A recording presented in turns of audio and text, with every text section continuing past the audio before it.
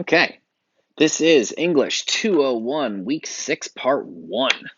Um, we have now reached the third and final part of the Kafka story. As per usual, I'm going to read it to you. If you read it on your own, you don't have to listen to me read it. I know that my students frequently they frequently seem to enjoy it when I read things to them instead of them having to read it on their own.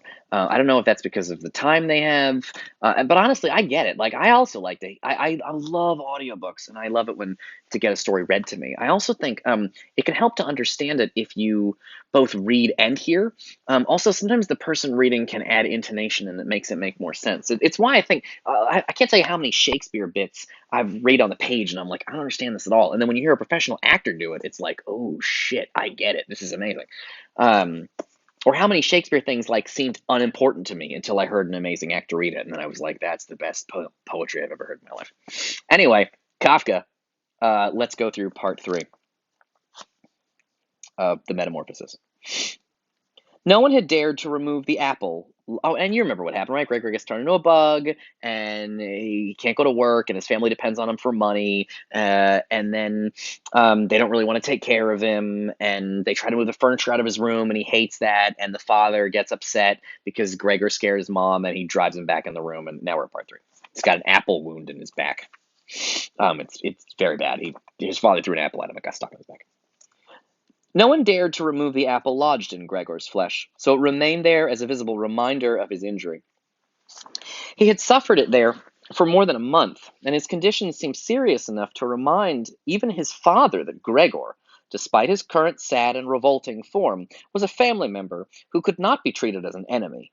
On the contrary, as a family, there was a duty to swallow any revulsion for him and be patient. Just be patient. Because of his injuries, Gregor had lost much of his mobility, probably permanently. He had been reduced to the condition of an ancient invalid, and it took him long, long minutes to crawl across the room. Crawling over the ceiling was out of the question, but his deterioration in his condition was fully, in his opinion, made up for by the door to the living room being left open every evening. He got into the habit of closely watching it for 1 or 2 hours before it was opened, and then, lying in the darkness of his room where he could not be seen from the living room, he would watch the family in the light of the dinner table and listen to their conversation, with everyone's permission, in a way, and thus quite differently from before. They no longer held the lively conversations of earlier times, of course, the ones that Gregor always thought about with longing when he was tired or getting into the damp bed in some small hotel room. All of them were usually very quiet nowadays. Soon after dinner, his father would go to sleep in his chair. His mother and sister would urge each other to be quiet. His mother, bent deeply under the lamp, would sew fancy underwear for a fashion shop. His sister, who had taken a sales job, learned shorthand and French in the evenings so she might be able to get her better position later on. Sometimes his father would wake up and say to Gregor's mother, "You're doing so much sewing again today," as if he did not know that he had been dozing, and then he would go back to sleep again, while mother and sister would exchange a tired grin. With a kind of stubbornness, Gregor's father refused to take his uniform off even at home. While his nightgown hung unused on its peg, Gregor's father would slumber where he was, fully dressed as if always ready to serve and expecting to hear the voice of his superior even here. The uniform had not been new to start with, but as a result of this, it slowly became even shabbier despite the efforts of Gregor's mother and sister to look after it. Gregor would often spend the whole evening looking at all the stains on his coat with its gold buttons always kept polished and shiny, while the old man in it would sleep, highly uncomfortable but peaceful. As soon as it struck 10, Gregor's mother would speak gently to his father and wake him and try to persuade him to go to bed, as he couldn't sleep properly where he was, and he really had to get his sleep if he was to be up at 6 to get to work. But since he had really but since he had been in work, he had become more obstinate and would always insist on staying longer at the table, even though he regularly fell asleep, and it was then harder than ever to persuade him to exchange the chair for his bed. Then, however, however much mother and sister would importune him, try to get him to do something, with little reproaches and warnings, he would keep slowly shaking his head for a quarter of an hour, with his eyes closed and refusing to get up. Gregor's mother would tug at his sleeve, whisper endearments into his ear. Gregor's sister would leave her work to help her mother, but nothing would have any effect on him. He would just sink deeper into his chair.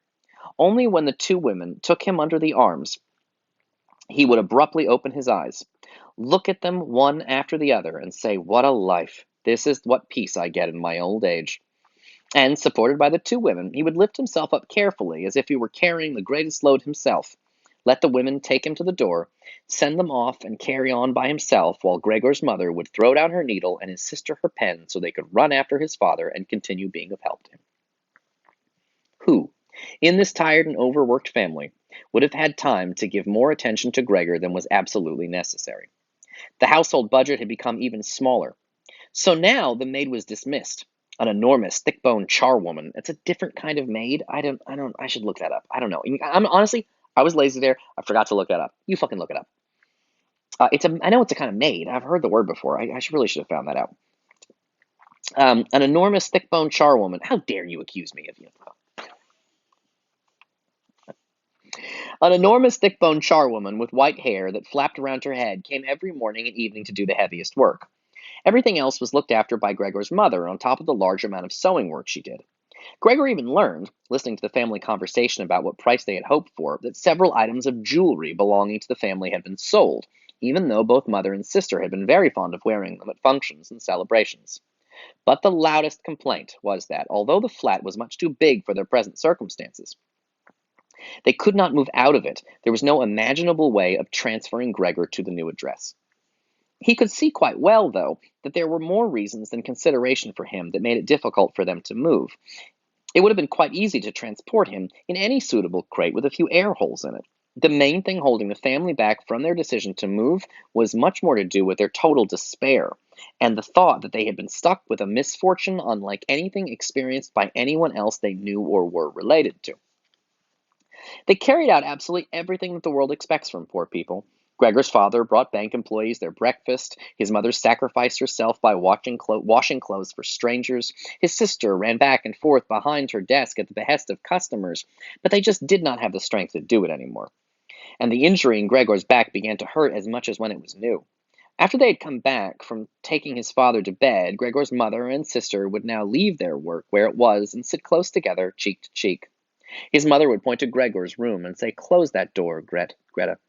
And then when it may be Greece, I don't know if it's Greta. I've been saying Greta. It's probably not right. Then simply, when he was in the dark again, they would sit in the next room and their tears would mingle, or they would simply sit there staring dry-eyed at the table. Gregor hardly slept at all, either day or night. Sometimes he would think of taking over the family's affairs, just like before, the next time the door was opened. He had long forgotten about his boss and the chief clerk, but they would appear again in his thoughts, the salesman and the apprentices, that stupid tea-boy, two or three friends from other businesses, one of the chambermaids from a provincial hotel, a tender memory that appeared and disappeared again, a cashier from a hat shop, for whom his attention had been serious but too slow. All of them appeared to him, mixed together with strangers and others he had forgotten, but instead of helping him and his family, they were all of them inaccessible, and he was glad when they disappeared. Other times, he was not at all in the mood to look after his family, and he was filled with simple rage about the lack of attention he was shown. And although he could not, and although he could think of nothing he would have wanted, he made plans of how he could get into the pantry where he could take the things he was entitled to, even if he was not hungry. Gregor's sister no longer thought about how she could please him, but would hurriedly push some food or other into his room with her foot before she rushed out to work in the morning and at midday. And in the evening she would sweep it away again with the broom, indifferent as to whether it had been eaten, or, more often than not, had been left totally untouched. She still cleared up the room in the evening, but now she could not have been any quicker about it. Smears of dirt were left on the walls. Here and there were little balls of dust and filth. At first Gregor went into one of the worst of these places when his sister arrived as a reproach to her, but he could have stayed there for weeks without his sister doing anything about it. She could see the dirt as well as he could, but she had simply decided to leave him to it. At the same time, she became touchy in a way that was quite new for her, and which everyone in the family understood. Cleaning up Gregor's room was for her and her alone. Gregor's mother did once thoroughly clean his room, and needed to use several bucketfuls of water to do it, although that much dampness also made Gregor ill, and he lay flat on the couch, bitter and immobile. But his mother was to be punished still more for what she had done, as hardly had his sister arrived home in the evening than she noticed the change in Gregor's room, and, highly aggrieved, ran back to the living room, where, despite her mother's raised and imploring hands, she broke into convulsive tears. Her father, of course, was startled out of his chair, and the two parents looked on astonished and helpless. Then they too became agitated.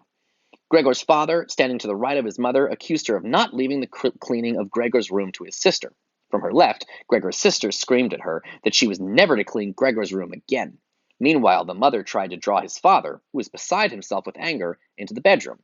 His sister, quaking with tears, thumped on the table with her small fist. Gregor hissed in anger that no one even thought of closing the door to save him the sight of this and all its noise. See you in the next video.